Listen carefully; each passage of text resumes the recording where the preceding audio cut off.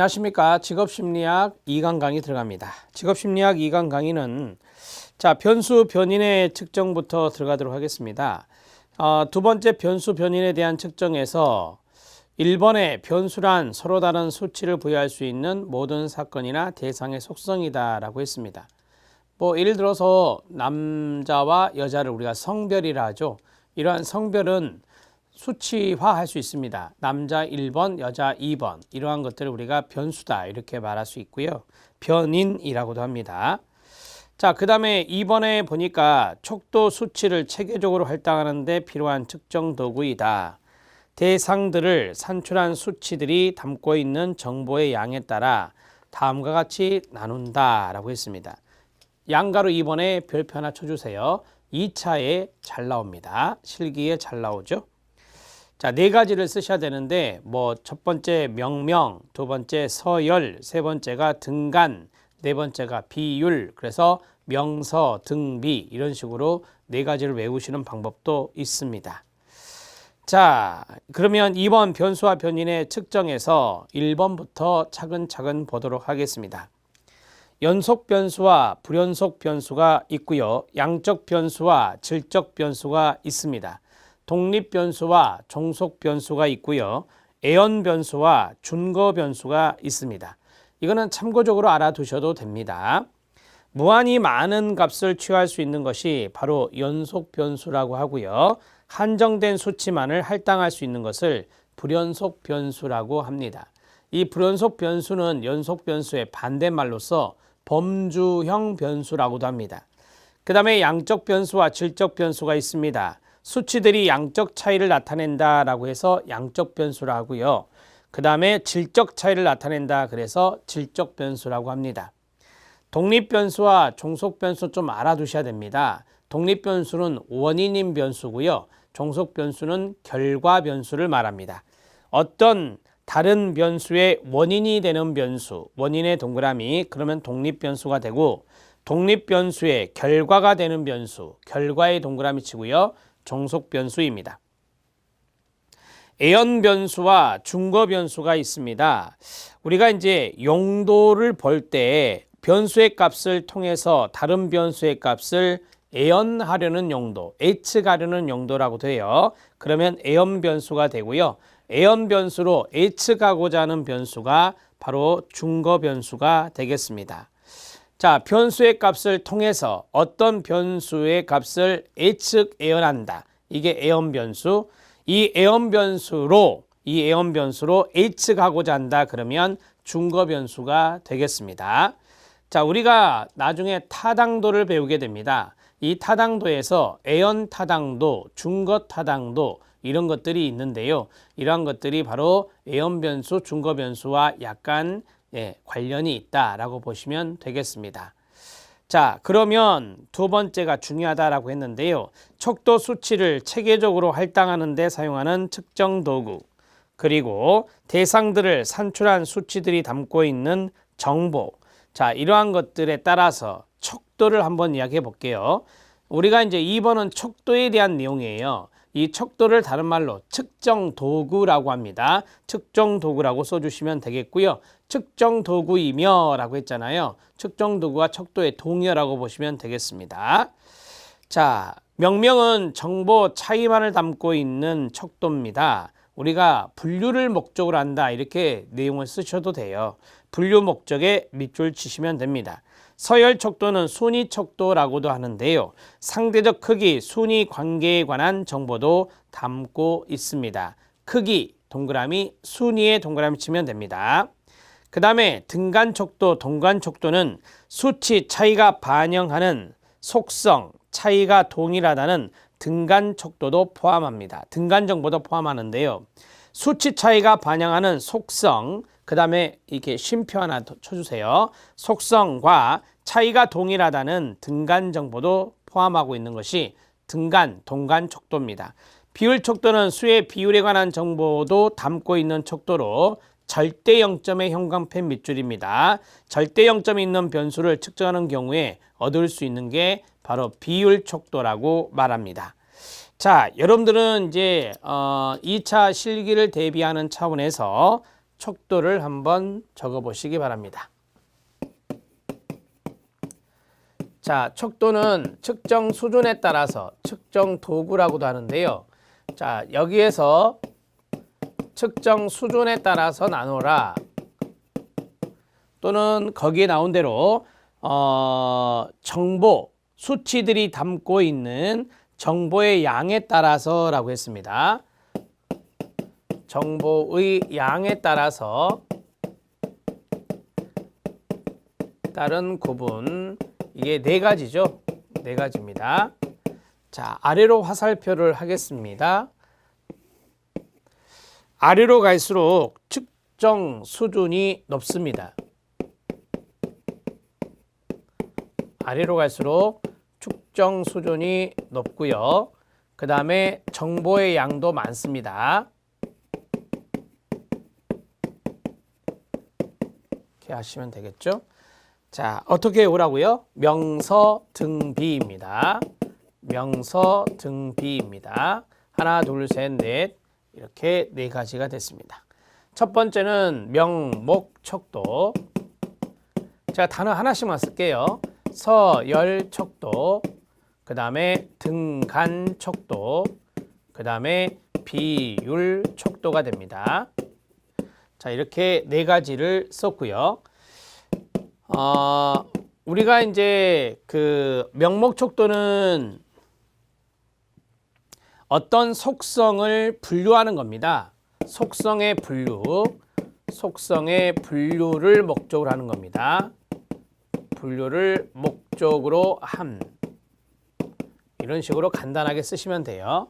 자, 서열척도입니다. 순위척도와 동의하다 그랬죠. 어떤 크기나 순위입니다. 크기나 순위를 나타내는 것이 바로 서열척도가 됩니다. 자, 등간척도입니다. 고를 등자의 사이간자잖아요. 차이가, 즉 간격이라 하거든요. 간격이 동일함을 나타냅니다. 간격이 동일함을 나타낸다. 여러분들 교재보다 좀 더 쉽게 써드리고 있습니다. 자, 비율척도는 무엇입니까? 가장 많은 정보를 담고 있고, 네, 절대 0점, 하나도 없다라고 하는 절대 0점이 포함되어 있는 척도가 바로 비율척도라고 합니다. 아마 그 주관식으로 여러분들이 썼을 때 이 채점자가 보는 단어가 바로 이런 거일 거예요. 분류, 순위, 간격, 동일, 절대 0점, 이런 것들이 들어있으면 개념을 알고 있는 거거든요. 그래서 이 정도 알아두시면 되겠습니다. 자, 자료의 분석으로 들어가도록 하겠습니다. 분포입니다. 자, 자료를 정확하게 제시하는 가장 기본적인 방법인데, 분포도란 사례들의 점수를 각 점수대별로 표현하는 것입니다. 자, 우리가 이제 우리가 100점 만점이다 하잖아요. 되게 100점 만점에서 점수가 낮은 사람이 왼쪽에 있고 점수가 높은 사람이 오른쪽에 있을 때 이런 정규 분포 곡선을 띠게 돼요. 그래서 하위 그룹과 상위 그룹이 적고 이 중간 그룹이 가장 많은 거죠. 사례수가. 대부분의 변수들은 사례수가 충분하다면 정규 분포를 이룹니다. 이 사례수가 대개 30사례 이상이라고 해요. 30사례 이상일 때 정규 분포를 따른다라고 많이 말을 합니다. 아래 각주를 보도록 하겠습니다. 정규 분포, 도수 분포 곡선이 평균값을 중앙으로 하여 평균의 동그라미, 중앙으로 하여 좌우 대칭의 종 모양입니다. 좌우 대칭의 종 모양의 가로 묶어주시고요. 그 다음에 뭐 신장의 분포나 지능의 분포 등 그 예는 많습니다. 가우스가 측정 오차의 분포에서 그 중요성을 강조했기 때문에 이것을 가우스 분포, 오차 분포라고도 하고요. 그 곡선을 가우스 곡선, 오차 곡선이라고도 합니다. 자, 그러면 위로 올라가서 정규 분포 곡선을 봐주시기 바랍니다. 가운데가 M이라고 써져 있습니다. 그게 바로 평균이고요. 중앙치고요. 최빈치입니다. 자, 그 다음에 양쪽에 하나, 둘, 셋으로 갈려졌습니다. 첫 번째 구간이 플러스 마이너스 1시그마가 되고요. 그 다음에 그 M, 중간에 M에서 더해지거나 M에서 빼지잖아요. 그래서 M 플러스 M 마이너스 1시그마가 됩니다. 두 번째는 해보세요. m 플러스 마이너스 2시그마, 여기는요 m 플러스 마이너스 3시그마가 됩니다. 이 시그마는 우리가 보통 표준 편차라고 하는데요. 이 표준 편차라고 하는 것을 좀 알아놓으실 필요가 있습니다. 정규 분포 곡선은요, 평균이 0이고요. 표준 편차가 1인 분포를 말합니다. 그게 바로 정규 분포 곡선이거든요. 자, 그러면 정규 분포 곡선을 한번 제가 그려 보겠습니다. 자, 이렇게 돼 있을 때 여기가 이제 가장 꼭지점이 되겠죠. 여기가 가장 꼭지점이 되는데 이쪽으로 내려오는 이 부분 딱 정중앙에 있다 그래서 중앙치라고 해요. 중위수라고도 하고요. 중위값이라고도 합니다. 자, 그 다음에 여기는 평균입니다. 그 다음에 여기는 가장 많은 빈도수가 있다 그래서 최빈값, 최빈치라고 합니다. 자, 이게 모두 다 같아요. 이게 모두 다 같는데 바로 이 평균이 바로 0이다 라고 말씀드렸죠. 그 다음에 첫 번째 구간, 그 다음에 두 번째 구간, 그 다음에 세 번째 구간이 있다. 이렇게요.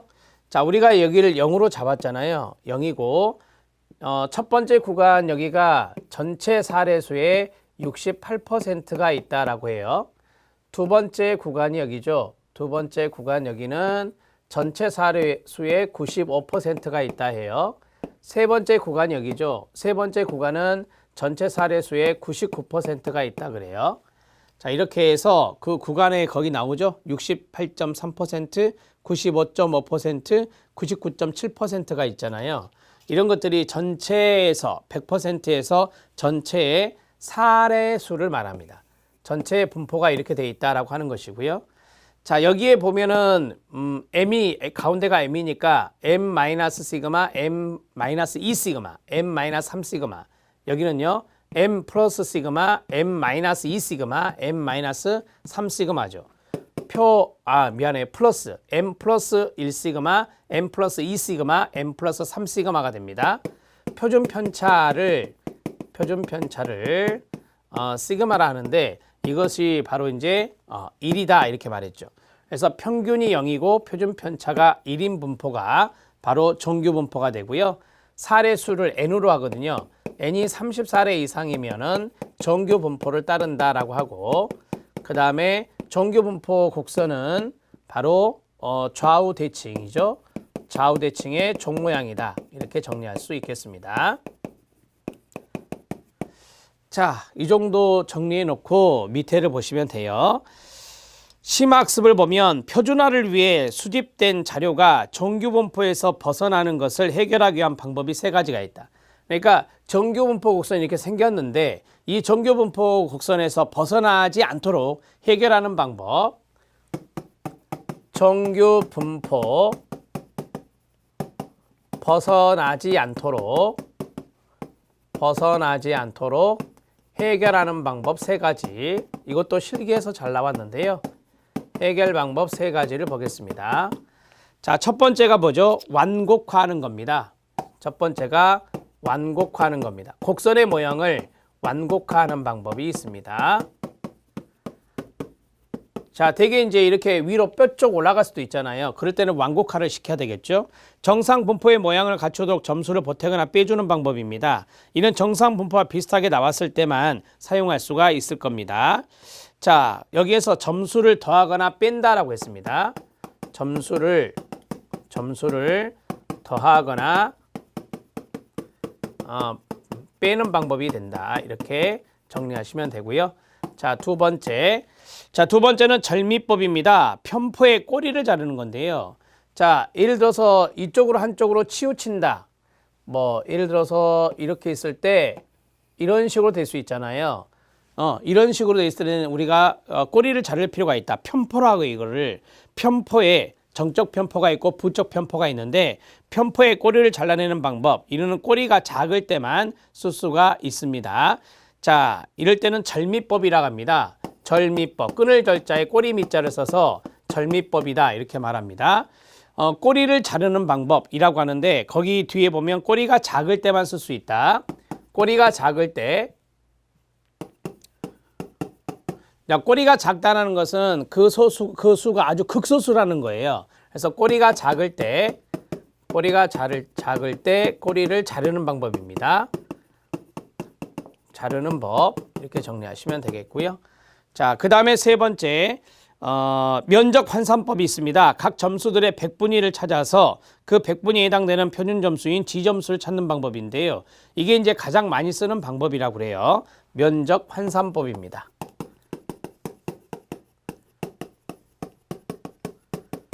자, 면적 환산법에서 지점수, 이게 표준 점수거든요. 그래서 이 표준 점수인 지점수를 찾는다라고 했습니다.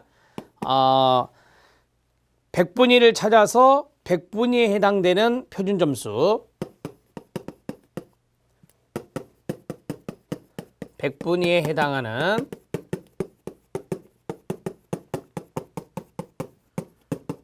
표준 점수를 구하는 방법입니다. 이렇게 해당됩니다. 자, 우리가 이제 뭐 여기에서 이쪽으로 갈수록 백분위가 상당히 높겠죠.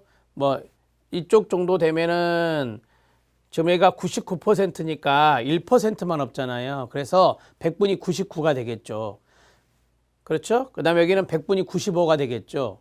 그러니까 백분위 95는 이 사람보다 점수가 낮은 사람이 95%가 있다는 거예요. 이 사람보다 점수가 낮은 사람이. 그게 백분위 95거든요. 그래서 이렇게 면적을 이렇게 정규분포를 했을 때 면적을 내서 백분위 점수를 내면은 이 전체의 60%, 얘가 68%니까 이쪽은 34%, 여기도 34%가 되겠죠. 평균 지점으로 왼쪽으로 34%, 이쪽으로 34%예요. 그래서 68%가 되는 거예요. 이게 이제 정규 분포를 따르는 거죠. 68%가. 그래서 이제 면적을 계산하는 방법이에요. 그래서 면적 환산법이라고 하는 것입니다. 백분위라는 단어 알아놓으시고요. 그 다음에 표준점수 지점수를 알아놓으시면 됩니다. 자, 대개 여기를 마이너스 1G, 마이너스 2G, 마이너스 3G라고 하고요. 여기를 플러스 1G, 플러스 2G, 플러스 3G라고 합니다. 지점수를 했을 때 참고적으로 알아놓으십시오. 이거는 이제 시험에 나오니까 꼭 알아두셔야 되고요. 자, 변산도입니다. 변산, 이 산자가 흩어질 산자입니다. 그래서 자료의 흩어짐의 정도를 알아보는 게 변산도라고 하는데요. 변산도란 한 집단의 점수 분포의 흩어짐만 동그라미, 흩어진 정도를 요약해주는 지수를 말합니다. 변산도를 나타내는 지수는 여러 가지가 있겠죠. 첫 번째가 범위, 두 번째가 사분위 편차, 그 다음에 표준 편차, 이런 것들이 있습니다. 가장 많이 쓰는 게 표준 편차죠. 표준 편차 별표. 자, 우리가 이제 표준 편차 여기 있네요. 표준 편차가 1이다 이렇게 말씀드린 적이 있습니다. 범위는 양극단적인 점수만 보는 거예요. 그래서 극단적인 점수, 최고 점수에서 최하 점수 빼서 플러스 1을 하는 건데요. 자, 범위는 점수 분포에 있어서 최고 점수와 최하 점수까지의 거리를 말합니다. 범위를 레인지라 하죠. 그래서 R이라고 합니다. 범위를 R이라고 간단히 표현하면 R은 최고 점수 마이너스 최저 점수 플러스 1을 합니다. 플러스 1을 해주는 것은 뭐냐면 정확 상한계와 정확 하한계를 반영한 거예요. 우리가 보통 어떤 수치, 몸무게라든지 아니면 키를 잴 때 정확히 예를 들어서 뭐 175다 그러면 175가 아니라 175점 얼마 소점이 나오잖아요. 그래서 이런 것들을 상한계와 하한계를 반영을 해서 플러스 1을 해준다라고 보시면 되겠습니다. 자, 여기서 플러스 1은 최고 점수 정확 상한계와 최저 점수 정확 하한계까지의 거리가 범위를 포함한 것입니다. 그 다음에 예를 들어 2, 5, 6, 8이 있다. 최고 점수 8, 최저 점수 2, 양극단만 보는 거예요. 8 마이너스 2 플러스 1을 하는 거죠. 그래서 7이 되는 것입니다. 자, 사분위 편차는 말 그대로 4등분을 하는 거예요. 4등분을 해서 그러면 25%, 50%, 75%, 100%가 있겠죠. 그래서 여기 양쪽에 있는 첫 번째 구간과 마지막 네 번째 구간은 빼는 거예요. 그래서 가운데 있는 거, 즉 25%에서 50%, 50%에서 75% 여기에 있는 것을 더해서 2로 나누는 거죠. 그게 바로 사분위 편차입니다. 사분위 편차는 범위가 양극단의 점수에 의해 좌우된다는 단점이 있었어요. 범위는 양극단만 보잖아요. 그래서 점수 분포상의 양극단의 점수가 아닌 어떤 일정한 위치에 있는 점수 간의 거리를 비교하자는 건데 사분위 편차는 범위가 가지고 있는 단점인 양극단의 점수에 영향을 배제하기 위해 만든 것이라 했죠. 전체 사례를 4수로 나눕니다. 4분의 1 해요. 그래서 점수 중에 100분위 75에 해당되는 100분위 점수에서 100분위 50에 해당되는 점수까지의 거리와 여기서 끊어요. 100분위 50에 해당되는 100분위 점수에서 100분위 25에 해당되는 100분위 점수까지의 거리를 합해서 끊어요. 2로 나누는 거예요. 자, 다시 말씀드리면 중앙치로부터 25%, 중앙치로부터 25% 가는 거죠. 중앙치로부터 100분위 25에 되는 평균 거리를 말하는 거예요. 2로 나누니까. 그래서 이것이 4분 편차가 되는데 4분위 편차 역시 범위의 일종이라고 볼 수가 있겠습니다. 자, 우리가 이제 지금 변산도를 하고 있어요. 변산도를 하고 있는데 이 흩어짐의 정도, 자료의 흩어짐의 정도를 알아본다라고 했습니다. 흩어짐의 정도를 알아보는데 첫 번째가 범위였습니다. 자, 범위는 최고 점수에서 최하 점수를 뺍니다. 최하 점수를 빼서 플러스 1을 하는 거예요. 자, 이 정도 마시면 되고요. 그 다음에 두 번째 4분위 편차가 있습니다. 자, 4분위 편차, 4분 편차라고도 하기도 해요. 자, 4분위 편차 같은 경우는 그림으로 표시하면 쉬워요. 자, 하나, 둘, 셋, 4개 등분을 나눠 4개죠. 그러면 100분의 25, 100분의 50, 100분의 70, 100분의 75가 되잖아요. 그러면은 여기 양극단에 있는 여기 구간은 신경 쓰지 않는 거예요. 그래서 여기 구간 하나, 둘, 여기 구간을 더합니다. 더하고 그 다음에 여기서 2로 나누는 거죠. 둘로 나누는 거예요. 그럼 여기를 우리가 중앙치, 중위수라고 할 수 있잖아요. 그래서 중앙치로부터의 125, 100분의 25의 평균 거리입니다. 자, 4분위 편차의 개념 들어갑니다. 중앙치로부터 100분위 25의 평균 거리입니다. 이것을 우리가 바로 4분위 편차를 한다. 이렇게 정리하시면 되겠습니다. 표준 편차입니다. 표준 편차는 거기 기억에 나와 있는 내용 중에서 두 번째 줄 마지막에 보면요. 집단의 각 점수들이 평균에서 벗어난 평균 거리를 말합니다. 다시 읽을게요. 집단의 각 점수들이 평균의 동그라미요. 평균에서 벗어난 평균 거리를 말합니다. 세 번째, 표준 편차. 표준 편차는 이제 평균이라는 단어가 등장을 해요. 우리가 이제 이렇게 어떤 선이 있다고 했을 때 여기 지점을 우리가 다 평균이라고 가정해 봅시다. 이걸 평균이라고 가정했을 때 어떤 점수는 평균에서 이렇게 떨어져 있어요. 이렇게 떨어져 있어요. 그러면은 이 평균하고 이 점수 간의 거리가 있을 거 아니에요. 이 거리, 이 거리, 이 거리, 이 거리, 이 거리가 있잖아요. 자, 이 거리를 다 이제 더해서 하나, 둘, 셋, 넷, 다섯, 6개로 나누면 되는 거예요. 이게 이제 표준 편차가 된다라고 보시면 됩니다. 점수들이 평균에서 떨어진 평균 거리를 말합니다. 자, 이게 평균인데 평균 거리라고 하는 것은 이게 떨어진 거리잖아요. 떨어진 거리. 떨어진 거리니까 전체 합산을 해서 이 사례수로 나누면 평균 거리가 나오겠죠. 이것들을 우리가 표준 편차라고 해요. 자, 만약에 여기에 다 있다, 수치가. 여기에 수치가 다 있다. 그러면 편차는 없는 거죠. 모든 수치가 다 똑같기 때문에. 그래서 표준 편차가 0이다. 그러면 이제 분산이 0이다 라고 해요. 자, 분산도 말씀드리겠지만 분산에다가 루트를 씌우잖아요. 그러면 표준 편차가 돼요. 표준 편차가 되는 겁니다. 그럼 만약에 분산이 0이면 표준 편차도 0이 되는 거예요. 이해되셨죠? 분산이 뭐예요? 자료의 흩어짐 정도를 알아보는 건데 이 분산, 흩어짐이 없다, 0이다 그러면 표준 편차도 0이 되는 거예요. 이렇게 해서 정리하시면 되겠습니다. 자, 기억부터 보죠. 통계 집단의 단위의 계량적 특성 값에 관한 3포도의 동그라미. 편차가 심하면 3포도가 큰 거예요. 3포도를 나타내는 도수 측정 값을 말하며 끊어요. 한 집단의 수치들이 어느 정도 동질적인 자, 동질적의 동그라미, 동질적인지를 표현하기 위해 개발한 통계치 중에 하나입니다. 집단의 각 점수들이 평균에서 벗어난, 평균에서 떨어진 평균거리를 말합니다.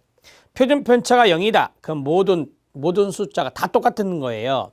표준 편차가 클수록 관측값 중에는 평균에 떨어진 값이 많이 존재한다는 거죠. 자, 예를 들어서 한 학급에 20명이 있다. 20명의 점수가 다 똑같다. 그럼 편차가 없다라고 하는 거예요. 그런데 예를 들어서 편차가 크다. 편차가 크다는 것은 평균에서 떨어진 학생들의 점수가 많다라고 하는 거죠. 자, 표준 편차는 관측값의 3포의 정도를 나타낸다. 흩어질 산자가 보이죠? 자, 3포의 정도에 밑줄 치면 됩니다. 자, 그 다음에 밑에 표준 편차와 표준 오차의 비교가 나와 있어요. 표준 편차와 표준 오차의 비교는 이렇게 하시면 돼요. 자, 스탠다드 에러락에서 스탠다드 표준 오차, 이게 표준 오차입니다. 표준 오차라고 하고요. 자, 이퀄, 자, 루트 표본 크기, 자, 루트 표본 크기분의 그 다음에 표준 편차가 됩니다. 그러니까 표준 편차를 표본 크기의 양의 제곱근으로 나누는 거죠. 그게 바로 표준 오차다. 이렇게 정리하시면 되고요. 자, 그러면 SE하고 이거를 우리가 시그마라 했었잖아요. 시그마하고 비교할 때 어떤 게 더 클까요? 이게 더 크겠죠. 이거는 이걸로 나눠버렸으니까 시그마가 더 크다라고 말할 수 있습니다.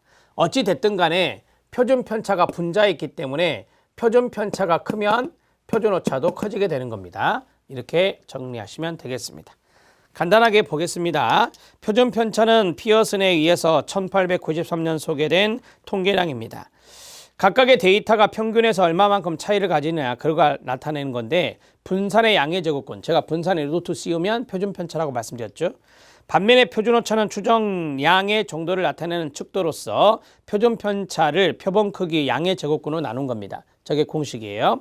표본 추출을 여러 번 했을 때 각 표본들의 평균이 전체 모집단이라고 하죠. 평균과 얼마만큼 차이를 보이는가를 알려주는 통계량이라고 말합니다. 만약 모집단의 표준 편차를 알고 있다면 이것을 사용해서 표준 오차를 구할 수가 있겠죠. 그 다음에 이때 표준 오차는 표준 편차보다 항상 작습니다. 말씀드렸잖아요. 그 이유는요, 표준 오차를 구할 때 표준 편차를 표본 크기의 양의 제곱근으로 나눠주기 때문에 표준 오차는 표준 편차보다 항상 작게 되는 겁니다. 저렇게 써드렸습니다. 자, 표준 점수가 있습니다. 평균이 0이고 표준 편차가 1이 되도록 변환한 값이다. 그게 바로 이거죠. 이거. 평균이 0이고 표준 편차가 1이다. 이렇게 말씀드렸잖아요. 이게 이제 지점수거든요. 지점수가 이렇게 표기가 돼요. 지점수가 표준 점수입니다. 자, 평균이 0이고 표준 편차가 1이대로 변환한 점수로서 원점수에서 평균을 뺀 후 표준 편차로 나눈 값을 말합니다. 서로 다른 체계로 특정한 점수들을 동일한 조건에서 비교가 가능하게 되는 것이 표준 점수인데요. 자, 우리가 표준 점수 할 때 자, 지점수를 내는 공식이 있어요. 지점수를 내는 공식이 이제 금방 말씀드린 거. 거기에 보면 원점수에서 평균을 빼고 그 다음에 표준 편차로 나눈다라고 했잖아요. 그러면 표준 편차분의 원점수에서 평균을 빼는 거예요. 원점수에서 평균을 빼는 겁니다. 이러다 보면 뭐 마이너스 숫자도 나오겠고 그러겠죠? 뭐 여기에 만약에 평균이 더 크다면 원점수가 작고 마이너스가 나오기도 하고 소수점이 나오기도 하고 그러겠죠. 그래서 지점수를 많이 이용하진 않아요. 지점수는 평균이 0이고 표준 편차가 1이에요. 표준 편차가 1이다. 이렇게 정리하는 1인 표준 점수를 말해요. 그게 바로 지점수다. 이렇게 정리할 수 있고요. 자, 예를 하나 들어보겠습니다. 예를 들어서 영어 점수가 있다. 영어 점수가 있는데 어떤 학급에서 영어 점수의 평균이 70점이었습니다. 70점. 그런데 김아무개의 영어 점수는 80점입니다. 그리고 그 학급에 영어의 표준 편차를 봤어요. 영어의 표준 편차를 보니까 5였다. 예를 들어서 5였다. 그러면 지점수는 어떻게 되느냐? 지점수 그대로 넣으면 돼요. 원점수가 80점이죠. 마이너스 평균이 70점이죠. 이게 평균이라고 말씀드렸죠. 평균이에요. 자, 70점이죠. 그러면 여기서 표준편차 5로 나누면 돼요. 그러면은 5분의 10이니까 2가 되는 거죠. 지점수는 2가 됩니다. 이렇게 정리할 수 있겠습니다. 계산을 그렇게 합니다. 근데 제가 정수로 뺐지, 이거는 뭐 지점수 같은 경우는 음수가 나올 수도 있고요. 그 다음에 소수점이 나올 수도 있어요. 음수나 소수점 등이 될 수도 있습니다. 그래서 많이 활용하지는 않는다라고 했어요. 그럼 하나 더 해드릴게요. 요즘 많이 쓰는 표준화 점수가 T점수거든요. 그러면 T점수는 어떻게 내느냐? 50 플러스 10치예요. 이렇게 계산해요. 자, 50이 뭐냐? 평균이에요. 50이 평균이고, 그 다음에 10이 뭐냐? 표준편차예요. T점수의 평균은 어떻게 되고? 50이고, 표준편차는 뭐다? 10이다. 그러면 G점수를 내서 여기다 곱해주면 돼요. 그럼 여기 김아무개의 T점수는 어떻게 될까요? 김아무개의 T점수는 50 플러스 10 곱하기 G점수가 2였잖아요. 그러면 70이 되는 거죠. 이렇게 해서 나오게 돼요. 이게 T점수가 됩니다. 그러니까 G점수 내는 공식, T점수 내는 공식이에요. 둘 다 표준점수입니다. 자, 직상 기출을 보겠습니다. 원점수가 있네요. 원점수는 그 자체로는 거의 아무런 정보를 주지 않습니다. 기준점이 없으므로 특정 점수의 크기를 표현하기가 어렵습니다. 우리가 이제 규준 집단이라는 게 있어요. 규준 집단을 비교할 때는 T점수로 비교하는 거예요. 원점수로 비교하는 게 아니라. 그래서 기준점이 없어요. 특정 점수의 크기를 표현하기 어렵습니다. 서로 다른 검사의 결과에 대해 비교가 불가능한 개별적 채점의 결과를 말합니다. 3번, 4번 별표 치세요. 원점수는 척도의 종류로 볼 때, 이거 명서 등비로 볼 때 서열화에 들어가요. 자, 서열화가 가능한 서열 척도에 불과할 뿐 차이 비교를 나타내는 등간 척도가 아닙니다. 차이 비교가 가능한 게 뭐예요?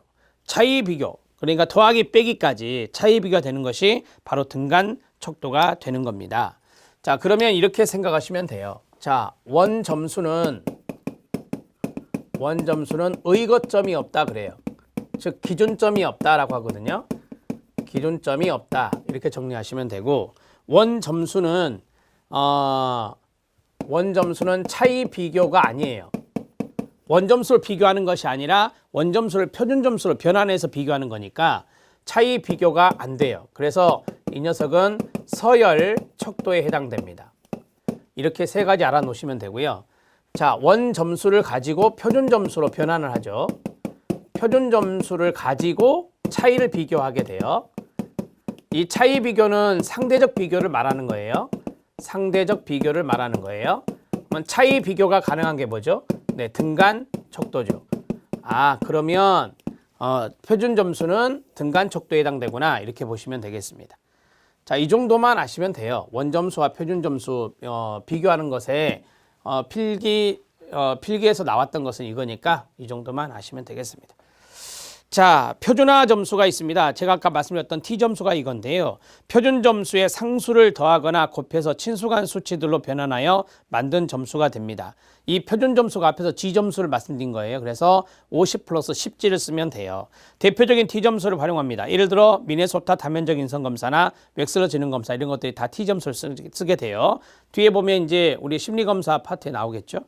자, 상관계수가 있습니다. 두 변인의 서로 일정한 관련성을 갖고 있는 정보를 나타낼 수 있는 거다 정도를, 그게 관련성의 동그라미요. 그게 바로 상관성이다 하죠. 그래서 상관계수인데요. 신뢰도와 타당도 분석할 때 널리 쓰입니다. 제가 나중에 신뢰도 타당도 강의할 때 뭐 상관계수, 상관성을 알아볼 때 상관관계가 높다면 어쩐다 이런 이야기를 할 거예요. 그럴 때 상관계수를 쓰는다 이 말이고요.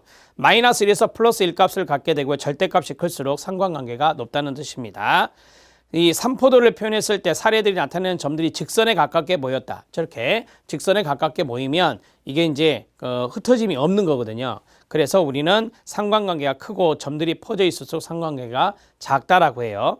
그러니까 삼포도를 그릴 때 이렇게 직선 모양이다. Y는 X 모양의 직선 모양이다. 그러면 이거는 고루분포대에 있어서 우리가 상관관계가 높다라고 하는 거고요. 막 이렇게 흩어져 있으면, 삼포도 그릴 때 흩어져 있으면 상관관계가 낮다라고 해요. 그 다음에 상관계수가 그럼 작겠죠. 상관계수에 크게 영향을 미치는 요인들은 뭐 점수의 제한과 아울러서 서로 다른 집단들의 결합이 되겠습니다. 자, 상관계수에 대해서 잠깐 말씀드릴게요. 자, 상관계수가 있는데 보통 상관계수를 감마 이걸 표시해요. 감마로 표시를 합니다. 감마는 마이너스 1에서 플러스 1 값을 갖는다라고 하죠. 자, 이쪽은 마이너스니까 부적 상관이라고 하고, 그 다음에 이쪽은 플러스니까 정적 상관이라고 많이 말을 하죠. 이렇게 정리하시면 되겠습니다. 그럼 여기 안에 0이 있죠. 0. 0이 있어요. 0. 0은 상관관계 없다. 상관없다라고 하는 거예요.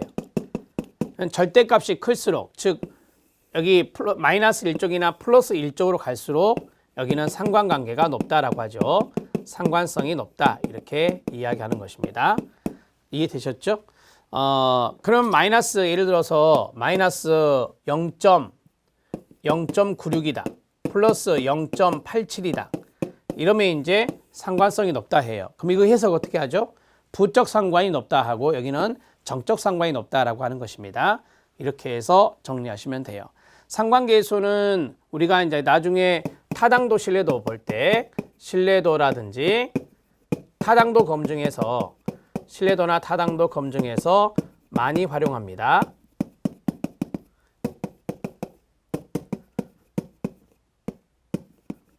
이 정도만 알아놓으시면 되겠습니다. 자, 밑에 이제 시험에 나왔던 거 한번 보죠. 1차에 나왔던 거 보시죠. 결정계수. 결정계수인데 우리가 상관계수는 결정계수 비교가 가능합니다. 결정계수란 크기가 다른 여러 상관계수를 비교가 될 때 바로 이제 별량을 가지고 비교하는 것으로서 우리가 상관계수 R제곱, R로 해요. R제곱이라는데 이 별량을 상관계수 R제곱에 의해서 구할 수 있다라고 해요. 그래서 결정계수 이퀄 상관계수인 R의 제곱을 한다라고 보시면 됩니다. 자, 결정계수다. 결정계수는 R제곱으로 표시한다 이거예요. 그러면 여기서 R은 뭐냐? 여기서 R은 바로 상관계수다라고 해요. 이제 시험 문제에서 상관계수를 가르쳐 주면 여기에서 이제 제곱을 하면 됩니다. 그러면 그게 별량이 돼서 그 별량만큼 설명력이 있는 거죠. 제가 이제 뭐라 했죠? 설명력을 말하는 거예요. 결정계수는 설명력이 있다라고 보시면 됩니다. 그러면 상관계수가 크면 클수록 설명력은 높아지게 되는 거예요. 자, 보겠습니다. 단순 선형 회귀 분석의 경우 상관계수를 제곱한 값이 바로 결정계수가 된다 말씀드렸죠. 자, 3번 별표. 3번이 이제 출제된 건데요. 지능검사 점수와 학교 성적 간의 상관계수입니다. 자, 지능 지수가 있어요. IQ가 있고 그 다음에 학교 성적입니다. 이 두 가지의 상관성을 봤어요. 상관성을 봤는데 상관계수가 보니까 0.3이죠. 0.3. 마이너스 1에서 플러스 1에 0.3이면 낮은 편이에요. 높은 편은 아니죠. 자, 그럼 여기에서 제곱을 해요. 0.3에 제곱을 하면 0.09, 100분의 9니까 9%가 되는 거예요. 이 9%가 바로 뭐냐? 설명력이다 이 말입니다. 이 두 가지, 그러니까 지능지수 거기 나올 거예요. 지능검사 점수로 학교 성적의 9% 정도를 뭐 할 수 있다? 예언할 수 있다라고 하는 거예요. 이 두 가지의 상관성이 그 정도 되니까 그래서 9% 정도는 학교 성적의 설명이 가능하다라고 하는 거예요. 지능검사, 지능지수로 학교 성적의 9%는 설명이 가능하다 이런 식으로. 그러면 9%면 100%에서 얼마 안 되는 거 아닙니까? 따라서 이런 것들이 바로 이제 결정계수에 해당된다라고 보시면 되겠습니다. 이게 이제 필기에서 출제된 거라서 말씀드렸습니다. 실력 따지기에 별표 쳐주시고요. 자, 다음 시간에는 정질적 자료 수집 방법 들어가겠습니다. 수고하셨습니다.